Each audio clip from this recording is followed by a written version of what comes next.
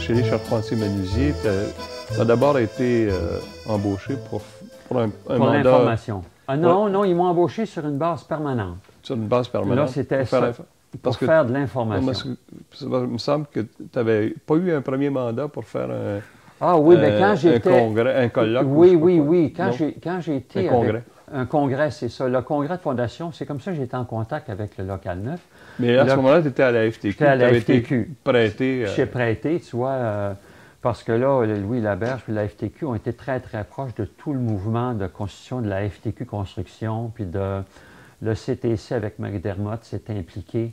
Puis là, on a mis sur pied la structure, puis là, il y a eu vraiment une fondation officielle. J'étais là lorsque le congrès de la FTQ Construction a été mis en place, mais plus spécifiquement, le congrès du Local 9, Louis-Marie a demandé à Louis si je pouvais aller donner un coup de main. Alors, j'ai été donné un coup de main pour organiser leur premier congrès. C'est comme ça que tu avais connu Louis-Marie Cloutier. C'est comme ça que j'ai connu Louis-Marie Cloutier puis les charpentiers menuisiers. Donc, quand ton emploi a pris fin à la FTQ, tu as contacté Louis-Marie Cloutier pour lui offrir tes services. Mais pas tout de suite. C'est là que j'ai été au fonctionnaire de la Ville de Montréal. Ah, OK, avant, oui. Oui, parce que là, je pense qu'il n'était pas prêt au Local 9 encore. Là.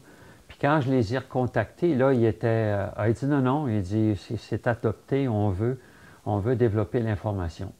Quand tu arrives chez les charpentiers menuisiers, c'est à peine 2 ans ou 1 an après la création de la FTQ Construction, c'est-à-dire la séparation entre les syndicats internationaux de la construction et les nouveaux syndicats québécois de la construction tout à fait. qui demeurent, qui créent la FTQ Construction. Oui, je suis arrivé à une période où les syndicats, si je pense les charpentiers menuisiers, avaient quitté l'International, puis s'étaient mis sur pied une section... C'était parmi les syndicats les plus importants qui avaient créé un syndicat québécois de la construction. Et Louis-Marie Cloutier, qui était un leader avec qui j'ai beaucoup aimé travailler, lui, une des raisons pour lesquelles il avait quitté l'International, c'est qu'il n'y avait pas de service. Il envoyait des cotisations, mais en retour, il n'y avait pas de service.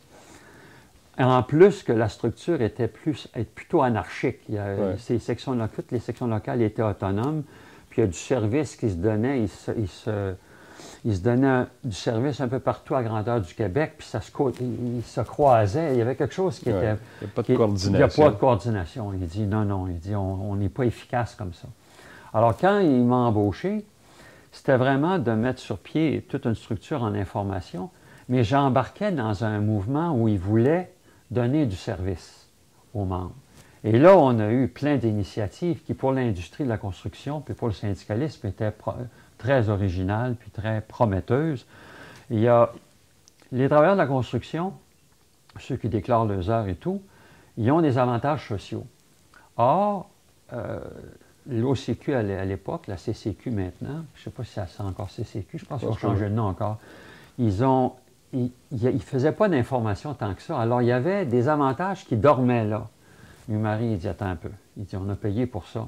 Alors là, on a formé, puis là, on a fait une tournée à grandeur du Québec, former des gens pour expliquer c'est quoi les avantages sociaux. Et finement, il a impliqué les femmes des charpentiers menuisiers. Et là, la CCQ, ils ont dit à Cloutier, ils ont dit, qu'est-ce que tu es en train de faire là? On est en train de capoter. Là, il y a eu des demandes, puis là, tu sais, mais en même temps, c'était bon parce que là, les gens voyaient à quoi ça servait le syndicat. Ils se reconnectaient au service de base que le syndicalisme initialement donnait. Quand le mouvement syndical, au début, là, quand quelqu'un y avait de la mortalité, on allait l'aider avec les services funéraires. S'il y avait un problème de santé, on allait l'aider. Tu sais, c'était un mouvement d'entraide. Puis là, ben, c'était de se reconnecter avec cette grande tradition-là. Bien là, vous avez le droit à des services, on va aller les chercher. Puis après ça, il y a eu la belle revendication de la sécurité du revenu, qui Louis-Marie avait vu à la suite de la commission Clich qu'un problème fondamental dans l'industrie, c'est l'instabilité.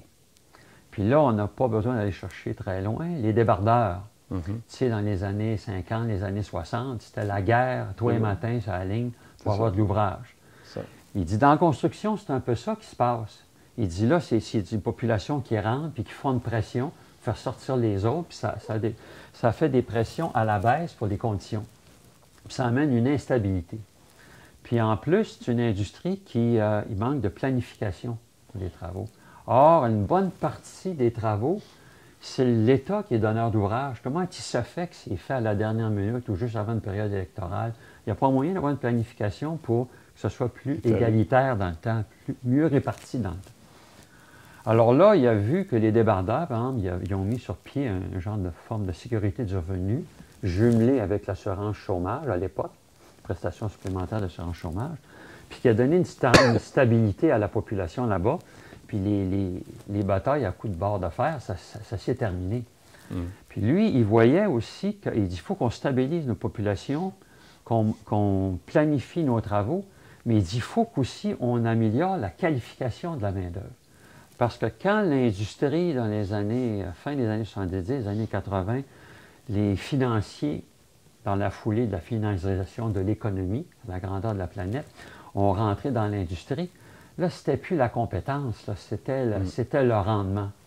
Et plein de nos vieux charpentiers-menuisiers se faisaient mettre dehors où ils n'étaient pas embauchés parce que, justement, ils étaient trop minutieux. Tu sais, hey, écoute-moi bien, là, il faut que ça sorte, il faut que ça roule. Il faut que ça roule. Alors, Louis-Marie était...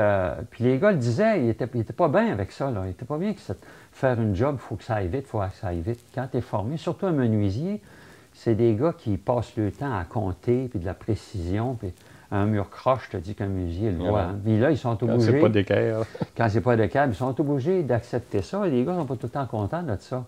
Ils disent, regarde les toits là, des bungalows, ça gondole tout. Ils disent, il faut que ça sorte, on n'a pas le choix.